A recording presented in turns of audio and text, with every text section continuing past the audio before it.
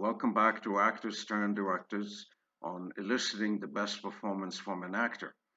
As I've mentioned previously in my Mel Gibson interviews, I felt insecure about dealing with actors prior to my feature film debut as a director.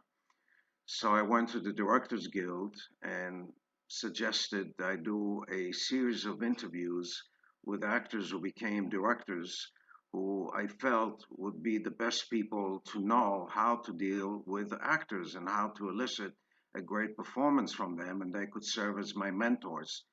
Among those interviews, I interviewed Mel Gibson, Leonard Nimoy, Jodie Foster, etc.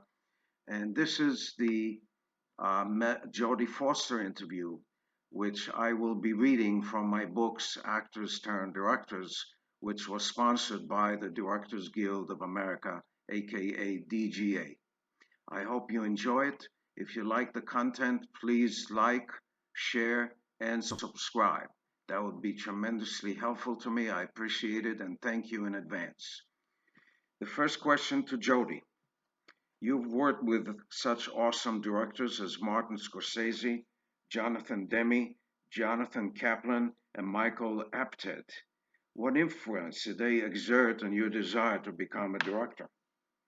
Jody, as a child, I knew I wanted to be a director. I remember being on the TV series The Courtship of Eddie's Father when I was 6.5 years old, and Bill Bixby did a couple of episodes where he both acted and directed. I thought that was cool. I said, someday I'd like to do that.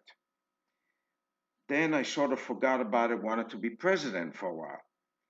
But ultimately, if you're somebody who loves to make decisions and enjoys the process of being decisive, being at the helm, in control, the leader of a set, it's probably the most enticing job you could ever do. I was fortunate as an actress to work with some excellent directors, and watching them work both inspired and educated me. Question: what did you learn from them? Answer: the most valuable lesson I've learned from the directors I've worked with is that your style of directing should be about being yourself, listening to your own voice as a filmmaker. I worked with Jonathan Demme on Silence of the Lambs. One of the things I love about him is that he's like a great parent. He's absolutely prepared from A to Z. He knows exactly where the film is heading, and within those boundaries, he allows people to fly and do incredible, wild, crazy, risky things. And you know that he'll never laugh at you, and that he just enjoys encouraging you to take gigantic and perhaps sometimes absurd risks. I felt secure in doing what he wanted because I knew he had a clear vision of the whole picture in his head. I felt comfortable talking with him about ideas he had. I never liked the original opening to Silence, so when I was training at the FBI Academy in Quantico, running a kind of a marine training obstacle course in the beautiful woods, I called Jonathan up, all sweaty from a payphone, and told him I had this great idea for the beginning.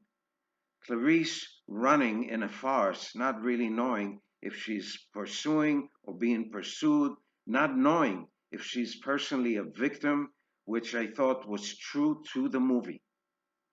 The FBI training part was true to the myth itself, the way the heroine makes her journey, discovering who she is, a past she's ashamed of, her fragility, and that she could have been a victim.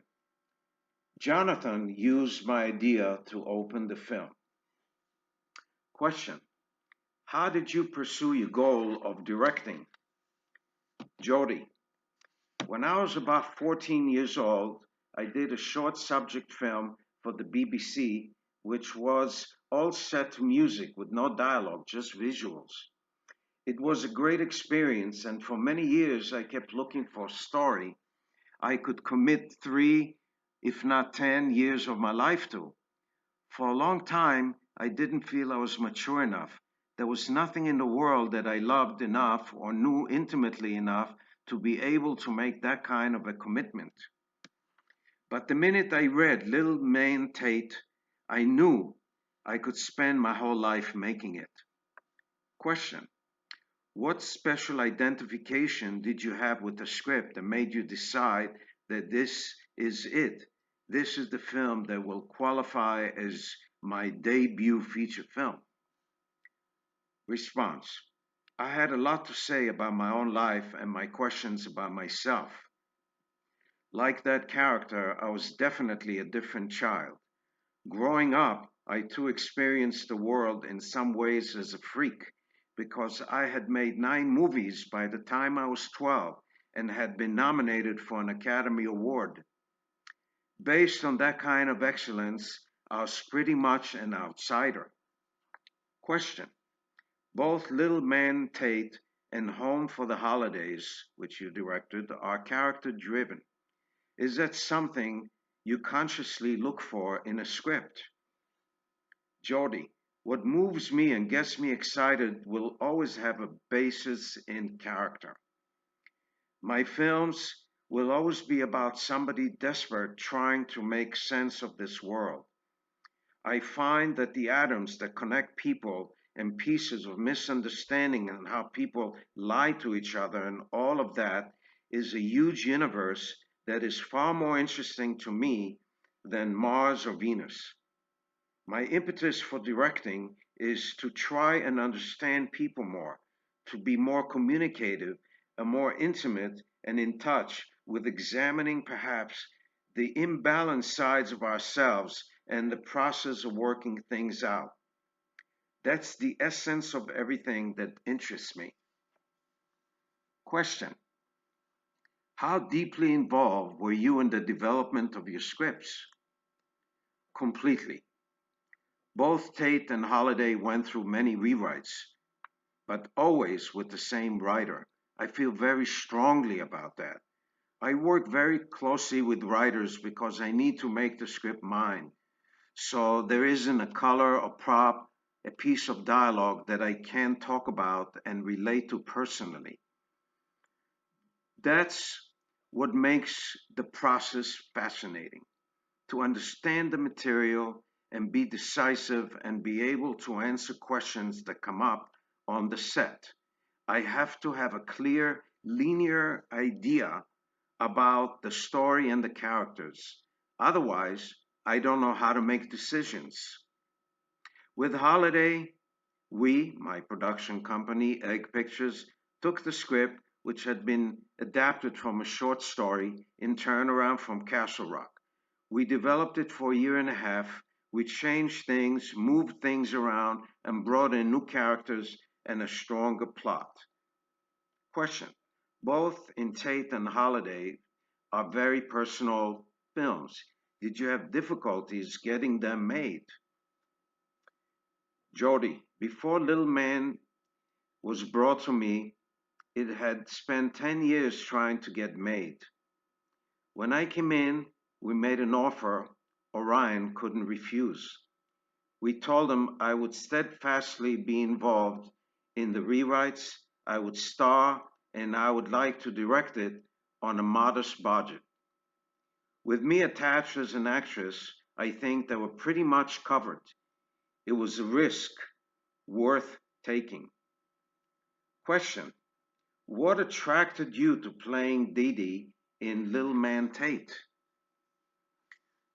Jodie: well, I was originally introduced to it as an actress and immediately said, yeah, but I'd really like to direct it. Question: why did you decide not to play Claudia in Home for the Holidays? Jodie: I didn't really have an interest in simultaneously directing and acting again, even though I was very proud of Little Man Tate and feel that the tone was very appropriate and my performance didn't hurt the film. I think there's a very plodding quality to it, which has to do with the fact that I was directing and also acting in it. I would get up at 5 o'clock in the morning, go in for hair and makeup, stand behind the eyepiece of the camera, then get in front of it, then back behind it, and then go back again into makeup, which didn't allow me any time for spontaneity. I feel I didn't get the best performance out of myself. I got exactly what I wanted, but nothing that really surprised me. Question: are you in favor of your writer's participation in the film beyond the delivery of the final draft of the script, in casting, on the set? Jodie: I like collaboration. If somebody got a great idea, I want it. At the same time, the movie is ultimately the director's movie. That has to be very clear. You want to have one voice on the film, not 10. Recently, I came across one of the most insane comments I've ever read. A writer said, quote, making a movie for a writer is a little bit like designing a fabulous, incredible building and then having some contractor come in and put up something else, unquote. I thought that was the biggest piece of bullshit I'd ever heard.